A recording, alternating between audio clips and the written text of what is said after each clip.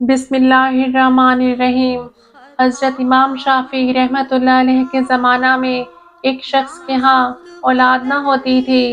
عرصہ گزر گیا اور عمر کے آخری حصہ میں اس شخص کو اللہ تعالیٰ نے اولاد کی نعمت سے نوازا اور اس کے ہاں لڑکی پیدا ہوئی۔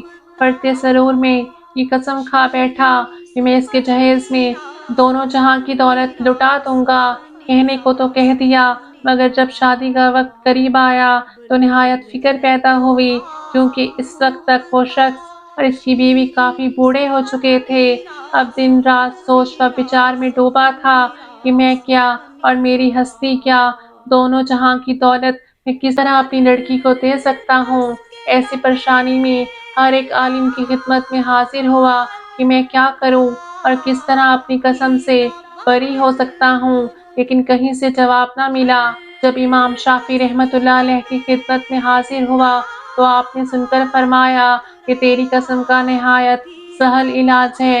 اے شخص، اپنی دختر کو قرآن مجید کی تعلیم دے، پھر رخصتی کے وقت اس کو قرآن مجید کے سائے میں اور اس کو قرآن مجید کے ساتھ فدا کر دے۔ قسم ہے اللہ کی، تو نے دونوں جہاں کی دولت اپنی بیٹی کو جہیز میں دی اور تو قسم سے بری ہوا۔ یہ وہ کلام ہے جس کی برکت اور عظمت اور رحمت اور رافت سے خشک پتھروں سے بھی آب شیریں جاری ہو جاتا ہے۔ اللہ پاک ہم تمام مسلمانوں کے لیے اپنی رحمت کے در کھول دے، آمین۔